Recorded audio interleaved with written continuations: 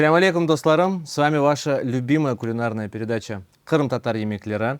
Мы возвращаемся к вам со спецвыпуском. Просто решили вспомнить о том, как наши предки хранили овощи и другие продукты.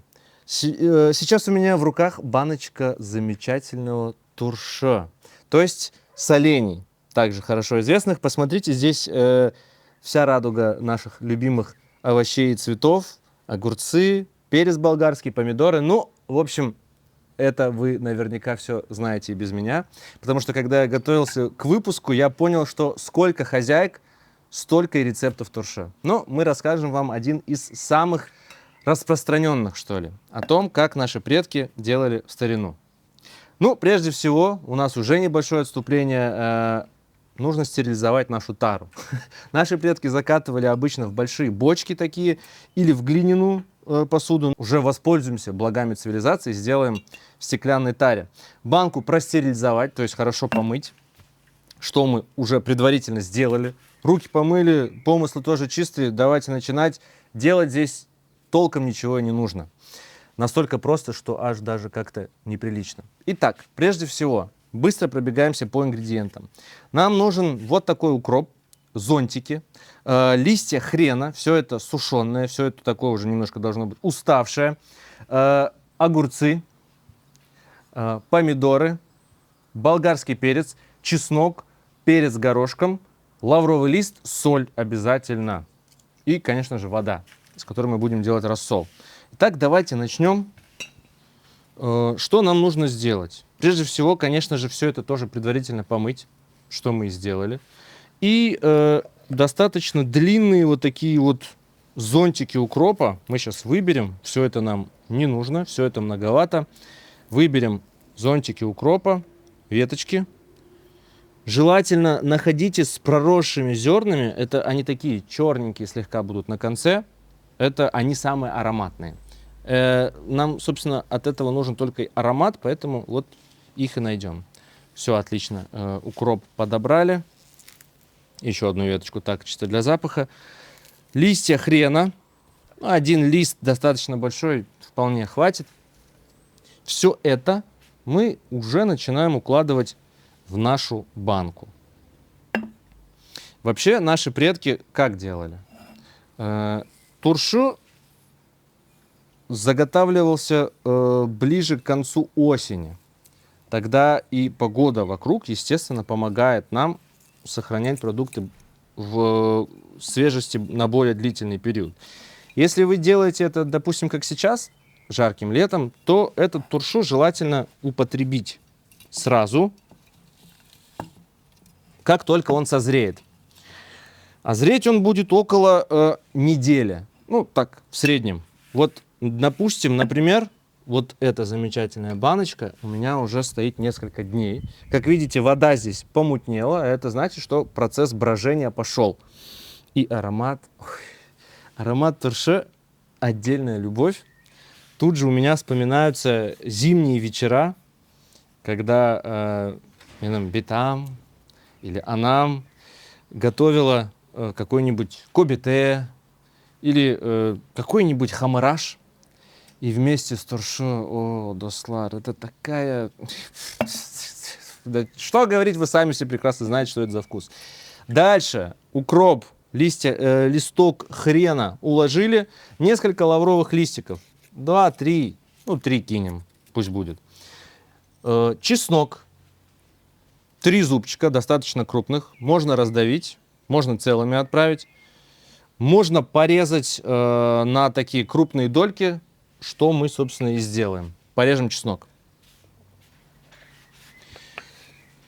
Вот на такие крупные дольки, не стесняйтесь, пусть будут достаточно крупные. Чем крупнее, тем вкуснее, как говорится. Все, особо церемониться с этим не нужно. Порезали и сразу в банку отправили. 3, можно 4 зубчика, если любите чесночный аромат. Я, например, его люблю, поэтому у меня такие достаточно крупные зубчики чеснока здесь в ход идут. А, например, туршу ведь можно делать по-разному. Например, один из моих самых любимых самых вообще потрясающих видов туршо — это зеленые помидоры, остренькие. Это отдельный вид наслаждения. И еще мне очень нравятся помидоры, которые, у которых вот здесь срезают верхушечку, начиняют ее укропом, морковчой иногда. Это тоже отдельный вид наслаждения. Горошек черного перца. Ну, жменьку, не будем считать, 15-20. 15-20 горошин, Дослар, посчитайте и киньте туда. Жменьку, короче, черного горошка. Так, огурцы. Чтобы ничего они у нас не раздавили наверху банки, мы снизу, в самый низ укладываем огурцы. Хыяр.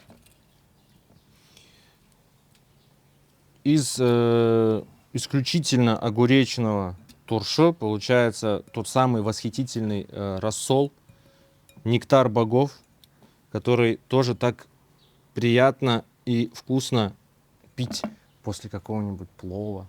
Вообще туршо, он как бы призван своим, да, если чисто исключительно из химии рассматривать этот процесс своей кислотой, он очень помогает при употреблении мясных блюд. У нас предки, как вы знаете, любили много мясных блюд, много жирных блюд, много мучных блюд, поэтому, чтобы как-то справляться, наше пищеварение бедное с этим справлялось, вот придумали, видимо, туршо. Как-то все это естественно так получилось, и вообще замечательная, как по мне, идея была.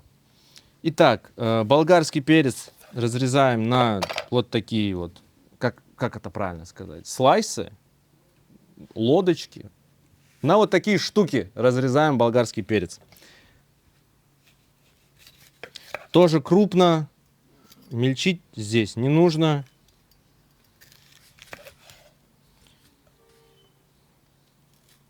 Очищаем от семечек. Семечки не должны попасть внутрь. Проследите за этим внимательно. Они нарушают процесс брожения.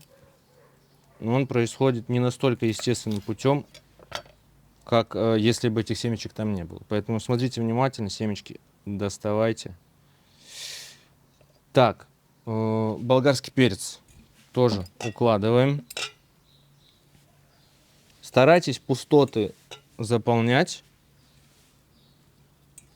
Чем меньше их будет, тем быстрее пойдет брожение. Так, и немножечко оставим для верха нашей композиции, потому что сейчас наверх пойдут помидоры.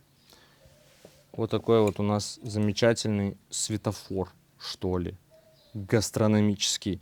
Все цвета, все ароматы, очень-очень красиво и очень вкусно. Помидоры сверху уложили, сюда же сверху болгарский перчик. Минема нам рассказывала историю, как в лютую зиму, еще где-то в Узбекистане,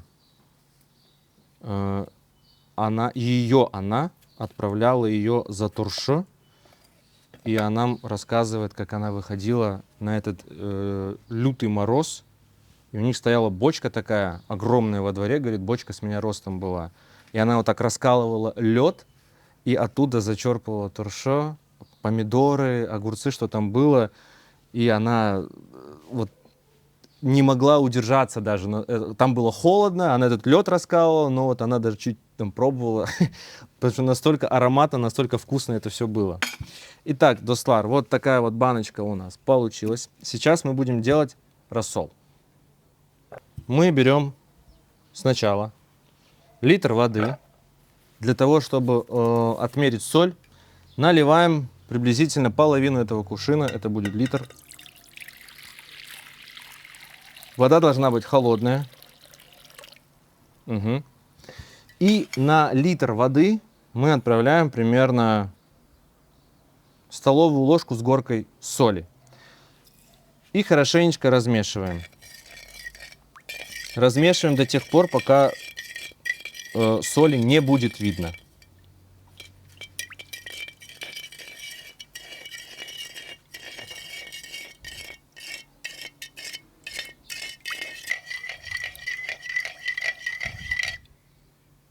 Ну что, первый литр рассола готов.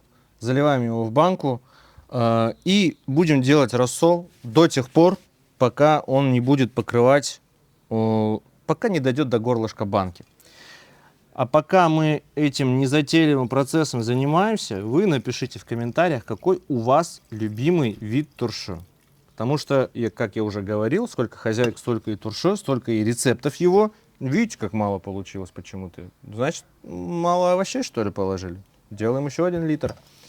Напишите, какой у вас любимый вид туршо. Очень интересно будет в комментариях узнать, потому что на южном берегу ведь наверняка туршо делали по-своему. Ногай наверняка делали по-своему туршо. Ну и в принципе интересно узнать, какой у нас самый популярный вид туршо. Туршо number one. Кто это? Пишите в комментариях и проверим.